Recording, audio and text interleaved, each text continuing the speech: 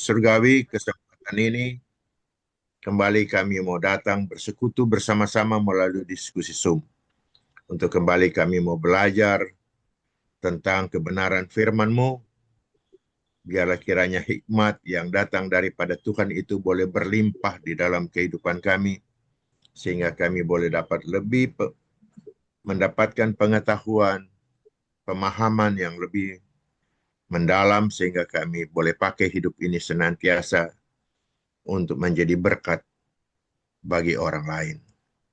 Dan juga bagi kami boleh bertumbuh iman percaya kami, rohani kami menjadi dewasa, sehingga kami boleh lebih setia, lebih taat dengar-dengaran, dan mengasihi akan Tuhan. Terima kasih banyak ya Tuhan. Pada teman-teman kami yang lain yang belum bergabung atau yang berhalangan, biarlah kiranya Tuhan tolong berkati mereka dimanapun mereka berada di dalam berbagai aktivitas dan kegiatan mereka. Terima kasih banyak Tuhan. Di dalam nama Yesus kami sudah berdoa dan mengucap syukur. Amin. Amin. Amin. Kemarin saya agak kaget juga Bernard telepon. Minta supaya saya pimpin karena Roli katanya berhalangan. Ya, konsekuensi sebagai orang yang melayani akan tidak bisa tolak ya. Ya, jadi saya mencoba mencari materi apa yang tidak begitu panjang, tetapi sangat sangat cukup memberi kita orang pendalaman akan firman Tuhan. Saya tertarik untuk berbicara tentang ibadah yang sejati dari Roma 12 ayat 1. Roma 12 ayat 1, dia berkata begini, karena itu saudara-saudara demi kemurahan Allah aku menasihatkan kamu supaya kamu mempersembahkan tubuhmu sebagai persembahan yang hidup, yang kudus, dan yang berkenan kepada Allah. Itu adalah ibadahmu yang sejati. Yang jadi pertanyaan saya, kenapa Paulus memakai tubuh untuk dipersembahkan? Kenapa Paulus tidak pakai hidup? Persembahkanlah, uh, mempersembahkan hidupmu sebagai persembahan yang kudus. Kenapa dia tidak pakai hidup, tapi dia memakai kata tubuh? Rupanya ada beberapa hal Paulus menyebut secara spesifik masalah tubuh ini untuk dijadikan fokus utama sebagai pusat ibadah, atau harus betul-betul menjadi simbol di dalam sebagai persembahan kepada Tuhan. Pertama dia belajar dari pemikiran Ibrani dan juga dalam budaya Yahudi, ya, bahwa tubuh itu bukan hanya terdiri dari daging secara fisik, tetapi simbol dari seluruh eksistensi manusia yang terdiri dari pikiran, kehendak, emosi, dan tindakan. Jadi berbicara tentang tubuh adalah meliputi segenap aspek daripada kehidupan manusia itu sendiri. Jadi berkata tubuhmu itu mengacu pada seluruh hidup dan kepribadian seseorang atau setiap orang. Bahwa ternyata bahwa ibadah yang sejati itu tidak hanya bersifat secara rohani atau emosional atau seremonial semata-mata rupanya. Tetapi juga itu merupakan satu refleksi yang nyata dari kehidupan sehari-hari. Karena tubuh itulah yang juga dipakai sebagai alat untuk bekerja, untuk berbicara, bertindak, yang harus semuanya itu menjadi pusat peribadatan atau menjadi alat daripada ibadah itu sendiri. Berbeda dengan masa perjanjian lama, bahwa yang menjadi pusat ibadah itu adalah hewan yang dikorbankan, yang di atas mezbah.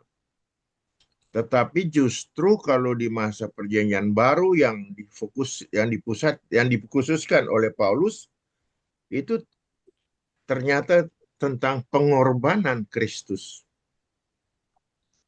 yang dimana tubuhnya dihancurkan, tubuhnya itu yang dikorbankan, sehingga dia sendiri sudah menjadi korban yang hidup untuk keselamatan manusia. Jadi kita memang tidak dibutuhkan lagi korban binatang. Karena korban yang sempurna menurut Ibrani 10 ayat 10, boleh kita baca Ibrani 10 ayat 10 sampai dengan 14.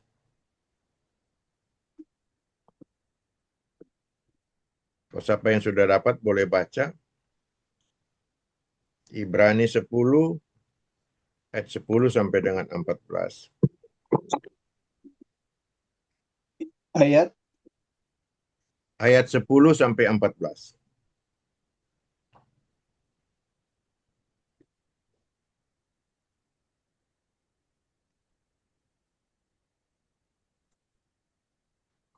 dan karena Ibrani. kehendaknya inilah kita telah dikuduskan satu kali untuk selama-lamanya oleh persembahan tubuh Yesus Kristus. Selanjutnya setiap imam melakukan tiap-tiap hari pelayanannya dan berulang-ulang mempersembahkan korban yang sama sekali tidak dapat menghapus dosa. Tetapi ia setelah mempersembahkan hanya satu korban saja karena dosa, ia duduk untuk selama-lamanya di sebelah kanan Allah. Dan sekarang ia hanya menantikan saatnya di mana musuh-musuhnya akan dijadikan tumpuan kakinya.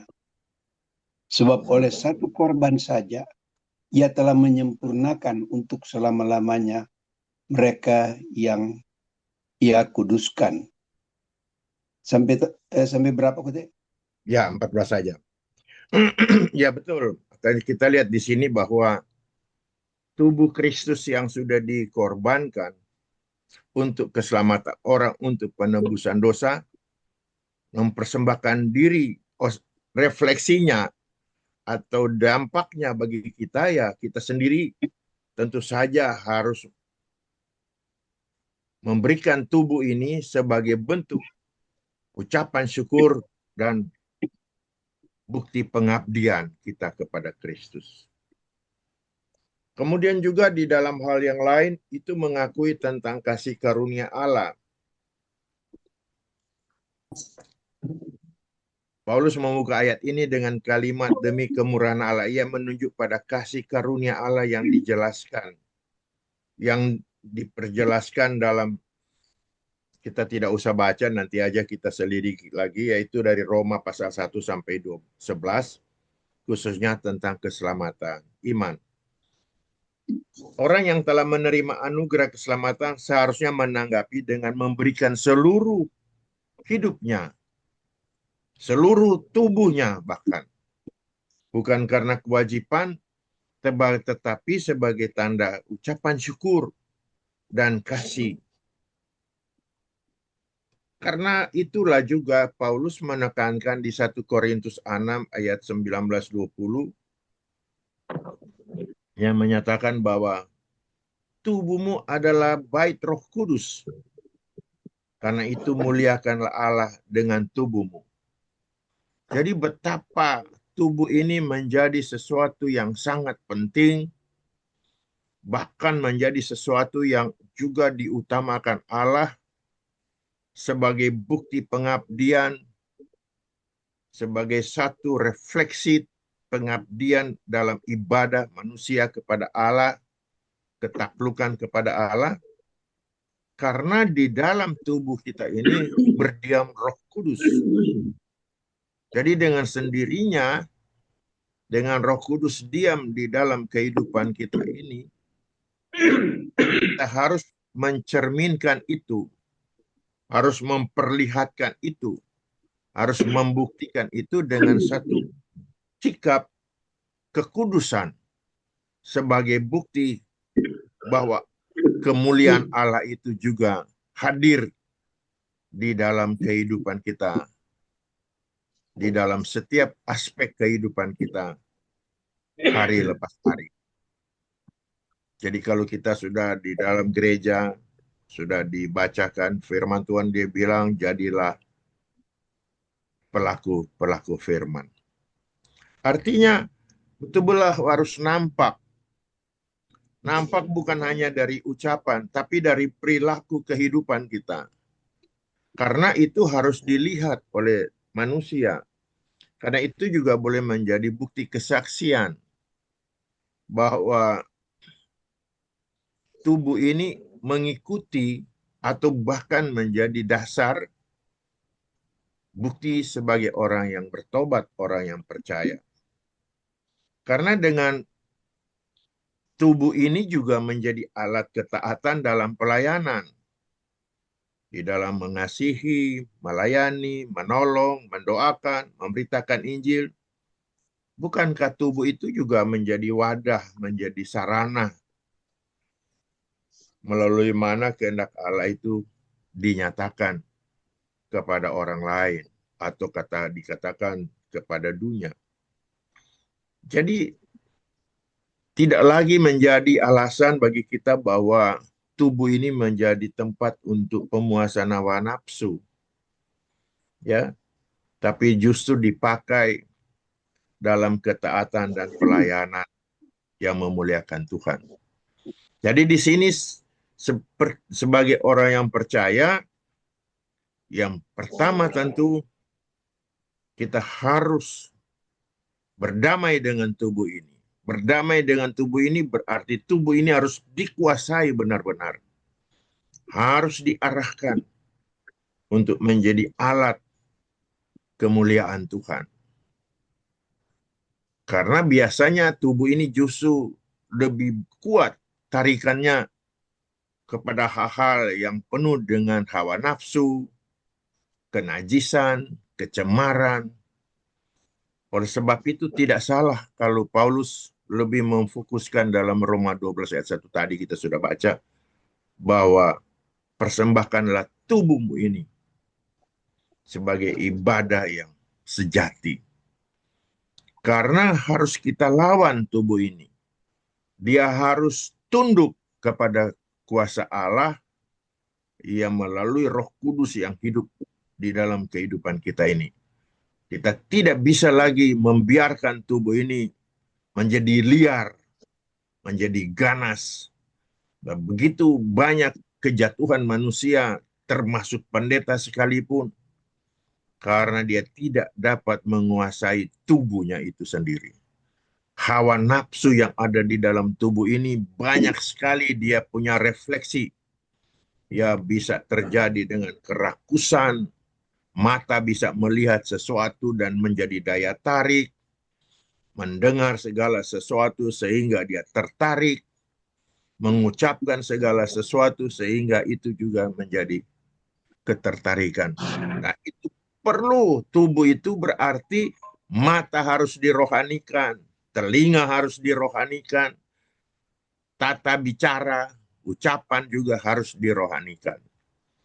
Jadi memang mempersembahkan tubuh itu benar-benar menjadi keutamaan yang totalitas menjadi bagian daripada bagaimana kita menyerahkan hidup untuk taat kepada Allah, untuk setia kepada Allah, kepada Kristus, untuk menjadi berkat melalui kehidupan jasmani. Di dalam hal yang lain, Paulus juga pernah menyinggung banyak hal yang berkaitan dengan masalah tubuh ini. Pikiran, perasaan, ya harus sehati dan sepikir. Berarti di dalam diri kita ini betul-betul harus ada satu kesepakatan. Hidup di dalam Kristus ini yang pertama-tama dapat kita kendalikan hidup kita ini. Artinya dapat dikendalikan, kita menyerahkan itu kepada Tuhan secara total dan frontal. Karena kita tentu ingat selalu bahwa dalam tubuh ini adalah bait Roh Kudus. Ada Roh Kudus diam di dalam kehidupan kita ini. Kalau bicara bait, itu tempat di mana kita beribadah, tempat kita untuk menyembah, tempat di mana kita takluk kepada kuasa Kristus tentunya. Dan itu tentu refleksinya itu melalui tubuh jasmani ini. Sangat luar biasa memang Paulus ini mau memfokuskan peribadatan itu melalui tubuh yang dipersembahkan. Bukan saja harus kita korbankan tubuh ini seperti bagaimana mereka lakukan di masa-masa perjanjian lama tentang hewan yang dikorban. Tidak demikian, tetapi mempersembahkan tubuh ini menjadi ibadah khusus berarti kita sudah tidak memiliki kuasa atau hak atas tubuh ini. Ini sudah betul-betul menjadi milik Kristus. Kalau Roh Kudus diam di dalam hati kita dan tubuh ini menjadi baitnya, berarti memang tubuh ini sudah 100% menjadi milik Kristus. Oleh sebab itu, seperti pelajaran yang kita sudah dapatkan waktu lalu tentang hati nurani, nah, disinilah kita akan melihat bagaimana hati nurani itu dengan Roh Kudus itu bersatu padu. Roh Kudus itu membungkus hati nurani kita untuk menjadi searah, menjadi satu kehendak untuk menjadi bagian kita memuliakan Tuhan. Karena ya seperti dikatakan, kita sudah tahu bahwa hati nurani kan dipengaruhi oleh lingkungan, pendidikan, agama, dan sebagainya. Jadi kalau kita membiarkan hati nurani itu tidak terkontrol oleh Roh Kudus, dia akan juga turut menjadi liar dan keliaran atau menjadi buas dengan hati nurani itu akan menjerumuskan tubuh ini untuk juga menjadi rusak. Karena kita tahu bahwa Roh Kudus itu adalah diam di dalam hati kita, dalam hidup kita, menjadi bait kudus, bait Roh Kudus. Berarti tubuh itu memang sudah bukan menjadi milik kita sendiri, tetapi milik Tuhan. Sehingga tubuh ini harus dipelihara, dijaga di dalam kekudusan, dan juga harus dapat dipakai untuk menjadi kemuliaan Tuhan.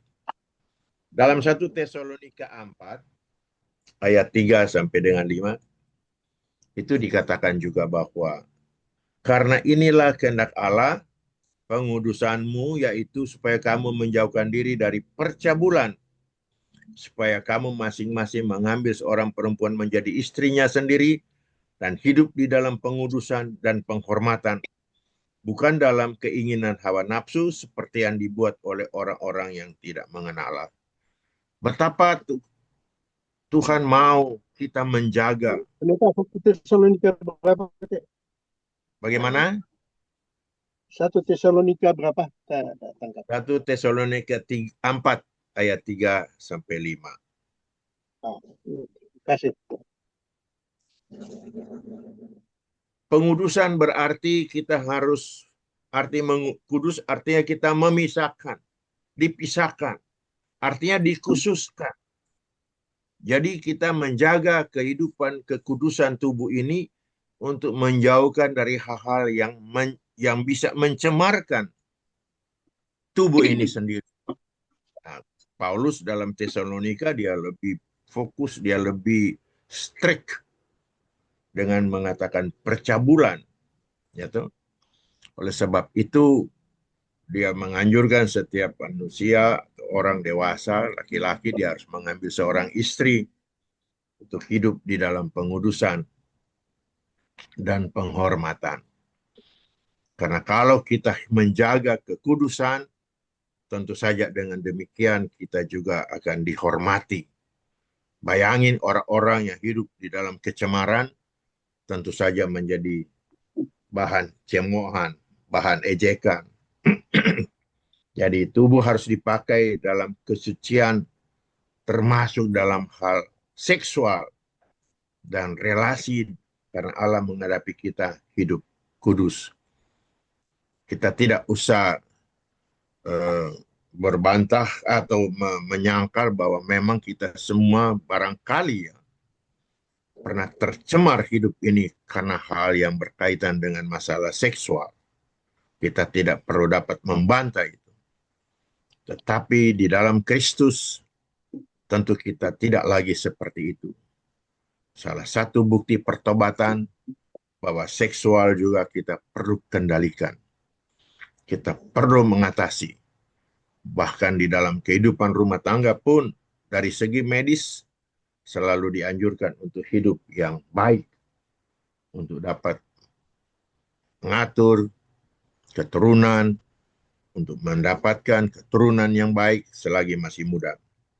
Semua ada berkaitan dengan masalah-masalah yang disebut dengan seksual.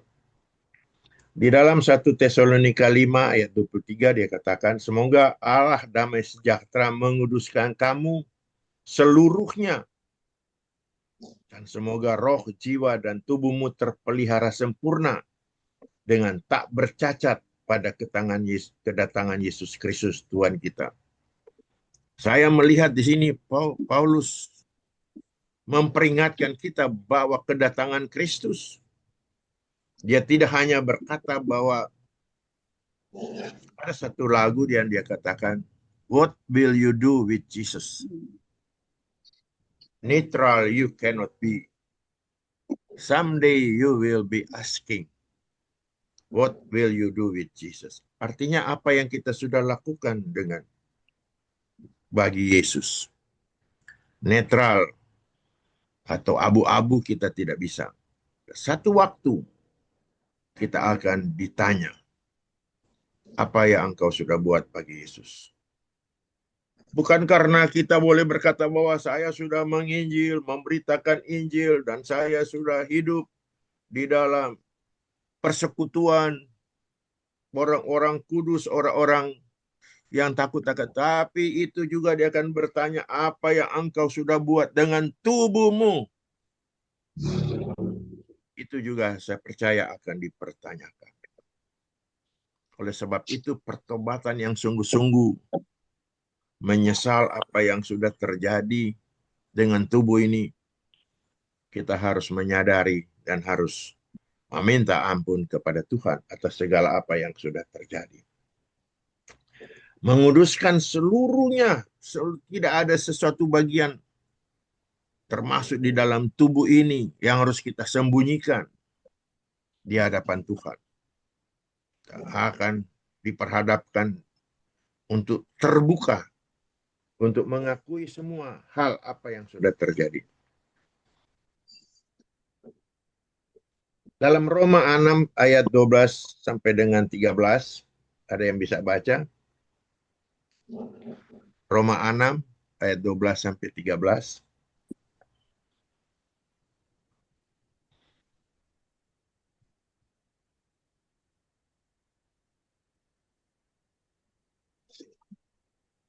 Sebab itu, hendaklah dosa jangan berkuasa lagi di dalam tubuhmu yang fana, supaya kamu jangan lagi menuruti keinginannya.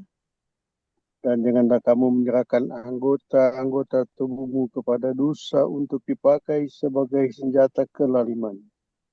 Tetapi serahkanlah dirimu kepada Allah sebagai orang-orang yang dahulu mati, tapi yang sekarang hidup dan serahkanlah anggota-anggota tubuhmu kepada Allah untuk menjadi senjata-senjata kebenaran. 14. Sebab Anggota kamu tidak akan 13 saja, dikuasai lagi 13. oleh Sudah dosa. cukup, cukup.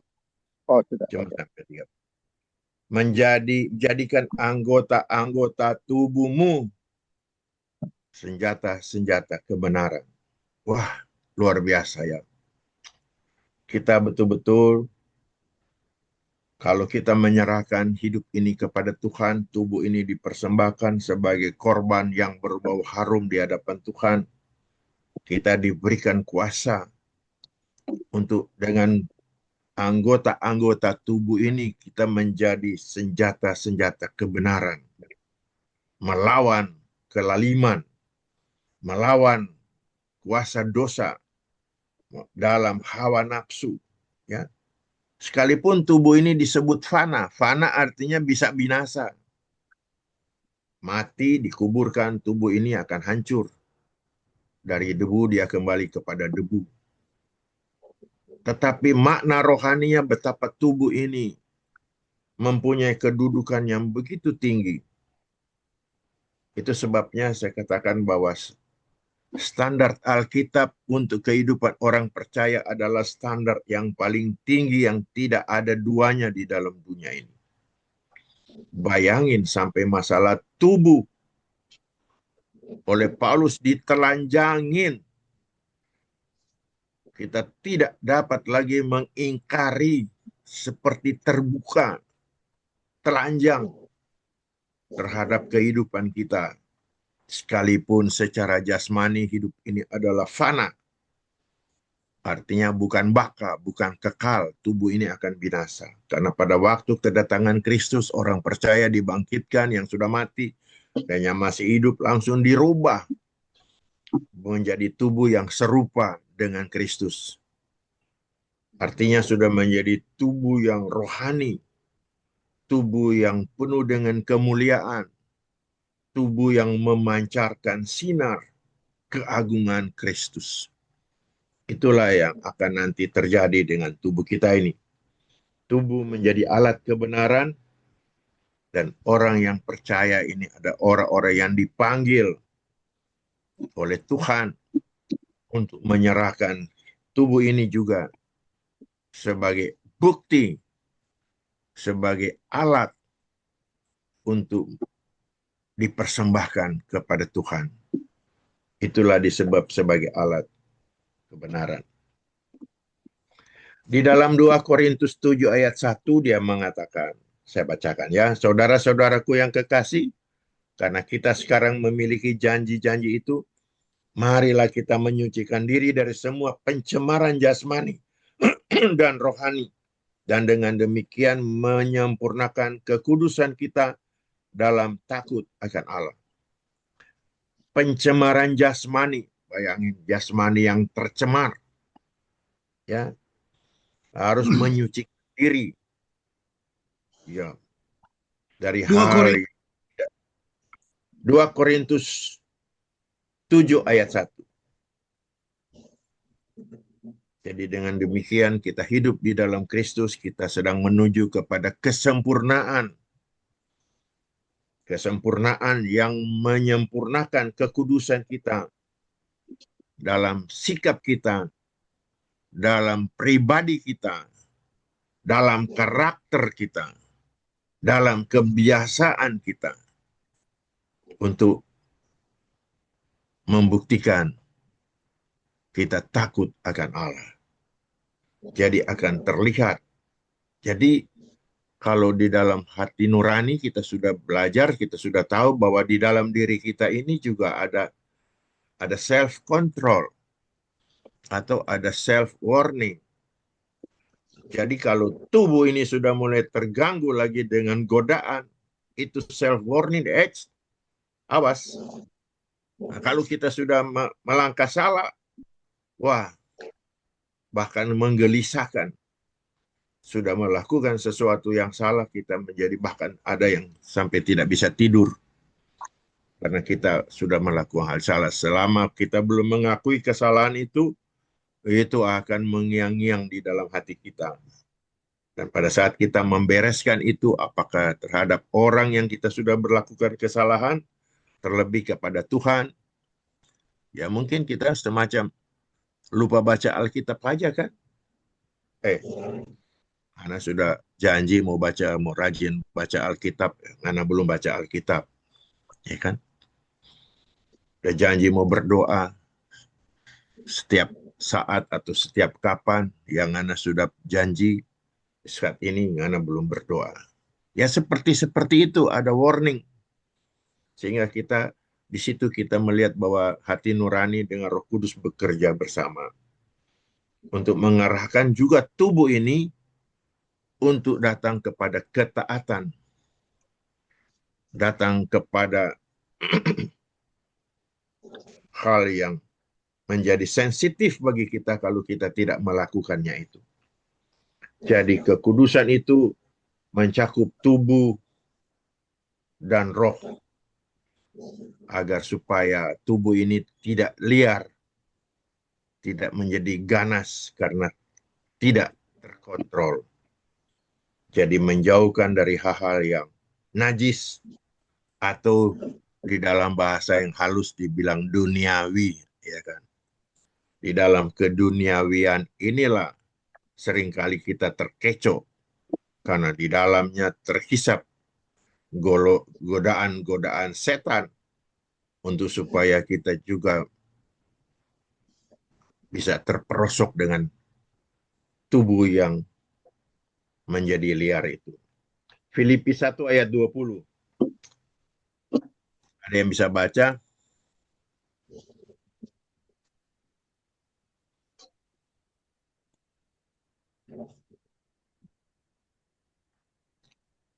Filipi 1 ayat 20.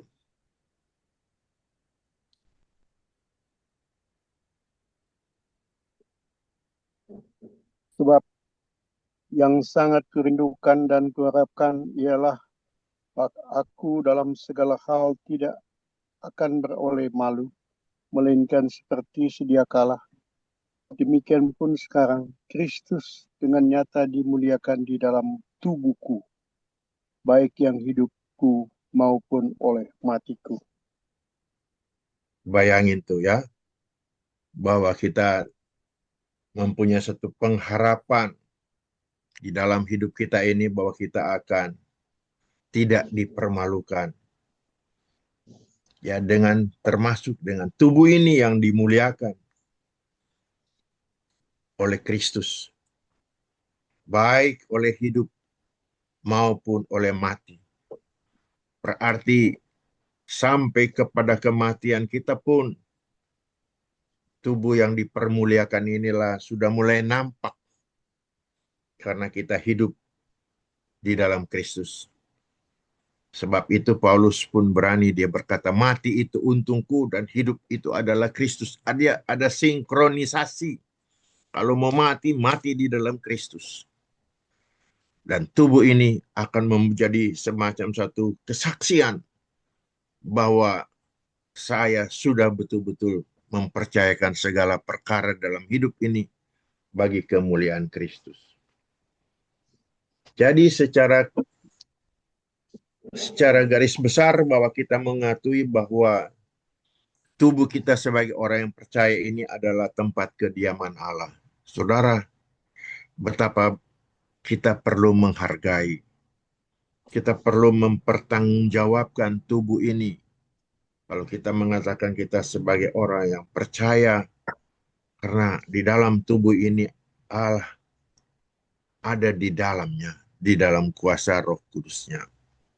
Tentu saja kita harus menjaga dan memelihara kekudusan, menjaga kemurnian, menjaga ketaatan, bukan hanya saja sebagai satu bentuk fisik, melainkan sebagai bentuk respons atau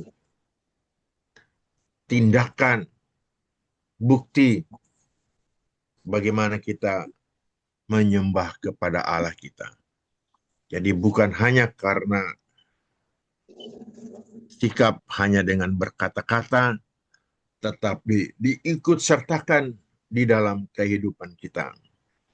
Bahkan melalui kehidupan kita secara fisik, di jasmani, tubuh ini orang akan juga melihat, akan berpancar kekudusan dari dalamnya.